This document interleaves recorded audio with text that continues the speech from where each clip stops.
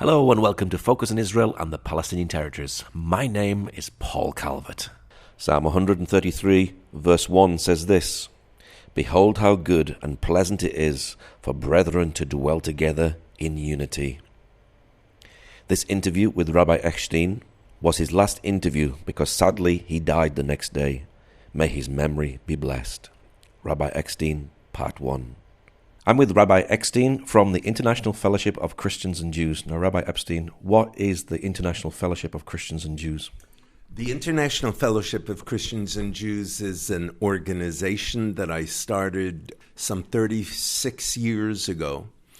The purpose then and today is to build bridges of healing and understanding and cooperation between Christians and Jews, with the emphasis on what they sometimes call Bible-believing Christians, evangelicals, Pentecostals, fundamentalists, those who didn't have access to the dialogue of the 1960s and 70s with the Catholic Church and with the mainline Protestants. So over the years, our task has grown, as has our organization. Started from nothing. Literally nothing. And I worked out of the cloakroom of a friend who had a law office. And people then said I was crazy. I'm going to try to change 2,000 years of history of Christian antipathy and animosity towards Jews. And, who do you think you are to be able to change history? And I wasn't seeing it as trying to change history. I was just seeing it as building bridges, which is what I do. But over the years, a few things happened. Number one, the evangelical community became much, much more prominent, much more numerous. The evangelical churches in America and Pentecostal churches around the world are growing. And the Jewish trust, after 2,000 years, most Jews don't have the trust in Christians, even when Christians are doing good things for Israel and the Jewish people. Many Jews are skeptical. And, there's 2,000 years of history of persecution. So what I think has happened over these 36 years, and God has blessed me and the organization and the ministry so tremendously, but what's happened is that we built a movement of Christians and Jews all around the world. Just 5 minutes ago, I had this leader from Argentina here wanting to know how they can help the poor in Argentina better than they are. We have 400 programs here in Israel helping the needy, helping the poor, helping elderly and children, orphans, etc. And she wanted to know how we do it. Same way, we actually have a whole teaching ministry in Korea, in South Korea, where we are refocusing, at their request, the church's curriculum on how to teach Christianity so that it successfully passes on to the next generation. Bottom line is that every country almost is struggling with that question of how can we transmit our values, our faith, our community to the next generation. And that's something that's a lot more difficult. And so in the case of Korea, we talked about the importance of family and of Shabbat. And it's totally restructured their curriculum nationally of how in the churches, how to transmit Christianity, in the seminaries, etc.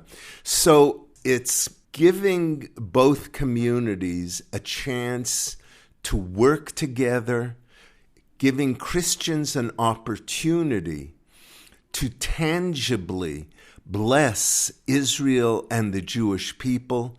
There are so many Christians who take Genesis chapter 12, verse 3 seriously, where God promises Abraham, I will bless those who bless you and curse those, but they don't know how to do that. They don't know, either they're politically not part of it. Our organization has stayed away from politics for 36 years. I've known and worked with every prime minister, every head of the army, almost every cabinet minister for 15 years, but we are apolitical. We don't do press releases on the settlements. We don't do press releases on abortion. We try to find the common ground between Christians and Jews. And today, there's so much common ground. Firstly, what the New Testament, Paul in Romans 9 talks about, how Christians have been grafted onto the rich olive tree of Israel. And by grace, you've been grafted on. And Paul warns, he said, don't be arrogant. Because remember, the root supports the branch, not the branch the root. And so Christians are rediscovering the Jewish roots of their faith, the Shabbat, the importance of the family, and tzedakah, charity, etc. And the organization has grown. Today we have 1.6 million Christian donors, mainly in the United States, but also we have an office in Canada and Korea and Brazil and different parts of the world that we address through radio and television and internet today goes so far. So we're able to continue to grow. We have brought, in the past 20 years, we have raised $1.4 billion, mainly from Christians who seek to help Israel and the Jewish people.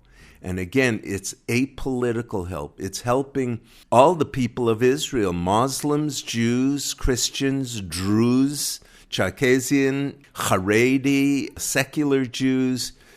They all get the same services, so that during the winter, last week, for example, when there was a cold, we have a project that provides funds and blankets to elderly who are cold, who don't have money for electricity. We get calls like that every day at our Moked, at our central call center. We have a call center. People, hundreds of people every day call us from all over Israel.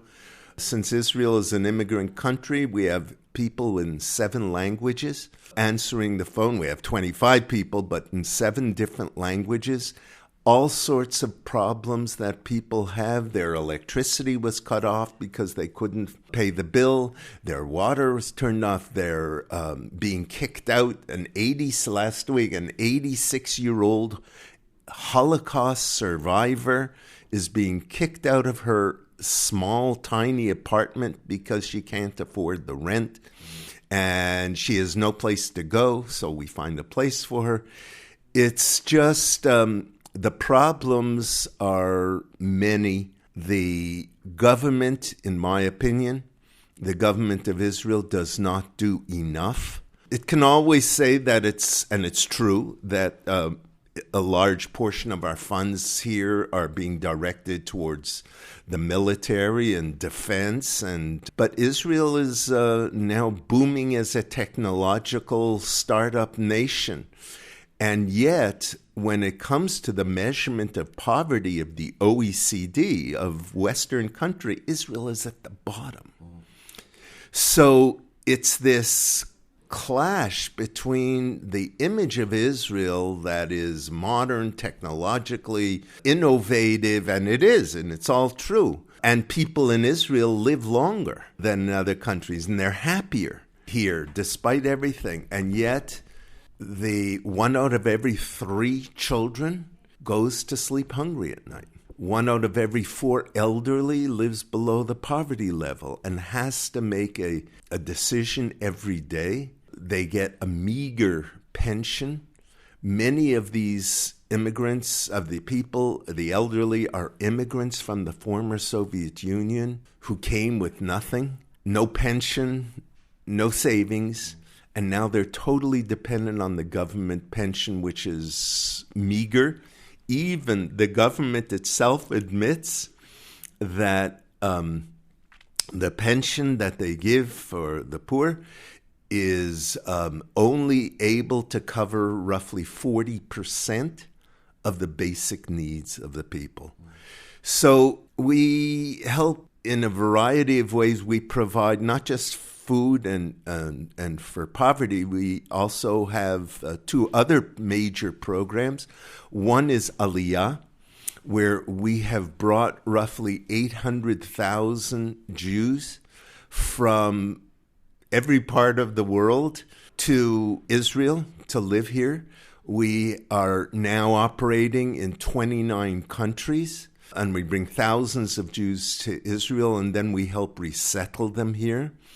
And the third area, other than poverty and Aliyah, as it's called, is security. So we have built or refurbished, for example, here in Israel, over 5,000 bomb shelters and command centers. And we help the poor soldiers. We don't help politically or militarily, but Israel's army is a reflection of the society. And you have a lot of poor people who are drafted into the army and need help not only for themselves, they need help for their families. Often this 18-year-old boy or girl is also the provider of funds and food for their parents. And the parents rely on that. You know, people who came from Ethiopia, the black Jews of Ethiopia, the parents barely speak Hebrew. And so they rely on the younger generation to help them financially. And when you have, the way we found out about it is because we found a disproportionate number of Ethiopians during the military 3 years that they served, disproportionate number of them having to go to military jail for being what's called in America AWOL, for going off and leaving the base and doing. And we did a study. It just didn't sound right. Why are Ethiopians going to jail for AWOL in disproportionate numbers? Because they're black and they're being mistreated? We found out that these people, almost always, they went home to help their parents in the little kiosk that they may have, and that the father is sick and needs someone to do it, and that's their only source of income. So we help there too, and we provide security all over the world to Jewish institutions that are threatened. Everywhere except the United States, England, and Canada, and Australia. And the reason we don't provide funds there is not because there's no anti-Semitism or terrorism. We all know that there is, but because we expect those nations to be able to care for their population's security and not to have to rely on outside sources. But we do provide security to, over 200 cities and Jewish synagogues and Jewish schools in over 200 cities around the world. All of India, all of Thailand, all of China, etc., wherever there's a Jewish community and it's threatened, we provide security. So bottom line is, Christians have found and are finding through our ministry a way in which they can tangibly, meaningfully bless Israel and the Jewish people. Every year we are helping 1.4 million people around the world. It's unbelievable. And it's causing Jews to have trust, to break down the walls of suspicion that Jews have of Christians. And today, as opposed to when I began 36 years ago, today Christians are seen by true Bible-believing Christians are seen by Jews as our best friends. In fact, perhaps our only friends. And then when you travel around the world, South America, there was 20 years ago, and even long after I started, 20 years ago, the evangelical Pentecostal population in South America was maybe 5-10% in each country. Today, there isn't a country in South America that doesn't have at least 30% Pentecostal evangelical. And many of them are entering into public life, political life, like certainly in Brazil and in Guatemala, where evangelicals are becoming president, and the church pastors are being, key pastors are being involved in this. So there's a lot of room for continued help. We help roughly 110,000 elderly Jews, many of whom are Holocaust survivors, in the former Soviet Union alone. And we have supporters in the Far East. There's such great potential yet. There's so many Christians today who want to do good, who want to help Israel and the Jewish people, and who don't know how, or who are not politically motivated or ideological. That's what the fellowship tries to do. We have a project, 400 projects. So if you're interested in adopting children, we can arrange that. If you're interested in helping orphans, we give to that. We have soup kitchens. And it causes people like this woman from Argentina with the largest nonprofit helping the poor and close with the president of Argentina to come all the way here to Israel to see our projects, to meet with me, to see how we can help them do better. And I believe that it's the combination of the two, the Jewish community sitting down together in cooperation with the Christian community and with the blessings of government. I don't know what the situation in England is, but I just learned, for example, now that in Argentina, you can only get 5% tax deduction on your gift to nonprofits. And that's terrible because there's no incentive then for the business community to help the poor. They're just getting back 5%.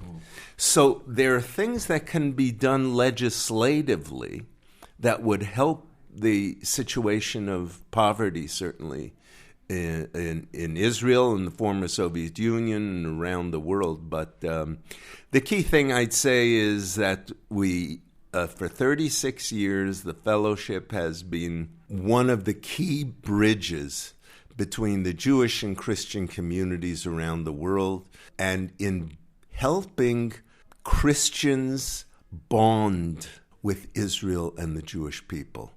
We see it as a partnership. It's not just Christians giving money to help orphans or whatever. This is a partnership of Christians and Jews, Israel and the United States and Canada, or wherever it is coming now. The only thing I finished with here is that Britain has a especially unique role to play, not just because of, if I can call it, making amends.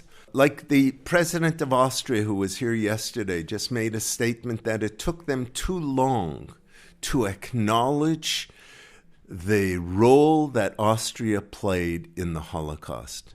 At least they acknowledged it. The president is acknowledging that it was evil and that it took them too long to...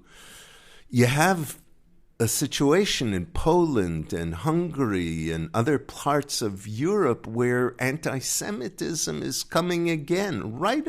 The same way. Jews control the world, Jews control the banks, and it's happening right in front of our eyes. I believe England plays a special role. I believe England has to admit, and some have. I'm not sure. I believe Prime Minister May have been the one to say that it was an error, a mistake, not to allow Jewish refugees during the Holocaust, World War II, and after to come to Israel, instead to be abandoned by ships. Ships in the United States, too. United States, the St. Louis ship left from Europe in the Holocaust and went right past Cuba and New York and was sent back, and the people were killed in the Shoah and the Holocaust. Today, we're seeing that same pressure in a different way. With just the other day, saw a piece on the 15,000 or so people who've lost their lives trying to flee northern Africa or something by boat and dying at sea, and nobody even knows about it. You have a huge refugee problem today.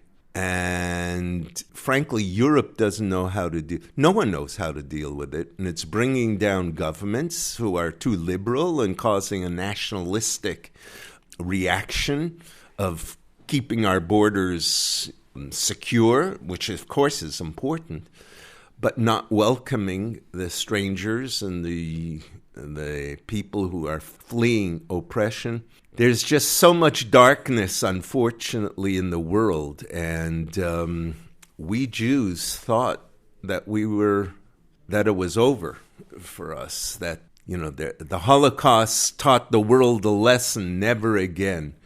And here we are today, in 2019, seeing pronouncements of pure anti-Semitism. Just again today, every day. It's on the paper about in France, how the Yellow Jacket movement has been talking about pure anti-Semitism, that it's the Jews' fault. We have it in America. We never thought that it would get to America. England is where Christian Zionism started. I'm not sure if people even are aware of that, but in the late 19th century, Christian Zionism started with Pentecostal evangelical ministers, and today, some 110 years later or so, Christian Zionism is flourishing, which leads me to believe that all this is of God, that this is not of the natural. Yes, I spent 36 years working, toiling, and others did too, but ultimately, if God wouldn't bless it, then it wouldn't happen. And God wants to bless such efforts. Hine matovu manaim shevet achim gam yachad, how good and how pleasant it is for brethren to dwell together in peace. I believe God is calling us all on a mission. And in case of Christians and Jews, to do that mission together, to bring more light into the world of darkness, to help those who are needing their basic foods and medicines and heating. And I'm very grateful to God that He put me in this place, that He gave me this challenge, that He held my hands during the years, because I was vehemently opposed by pretty much the Jewish community in those earlier years. I even had to have bodyguards sometimes, not from Christians, but from Haredi Jews, more right-wing Jews who like to keep it very simple. Christians hate Jews, and there are still those who live in those 2,000-year history with that same mindset. And I think what's happened in the past 36 years, 40 years, not just thanks to me and the fellowship, but thanks to many Christian ministries and others, is that today there's reconciliation, there's cooperation. And the Bible says the two are better than one. And so that if one falls, the other can lift him up.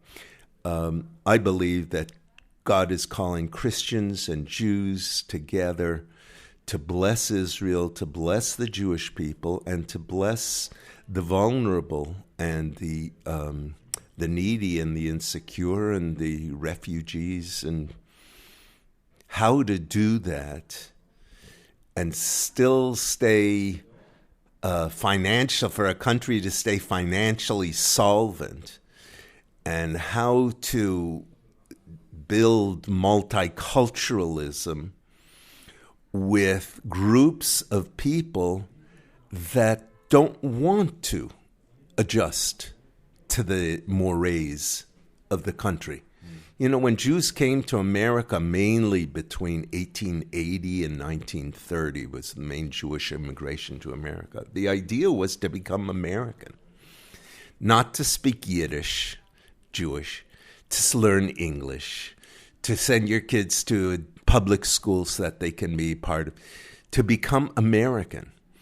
Many of those who are immigrating to Western Europe and who have immigrated to Western Europe don't believe in multiculturalism.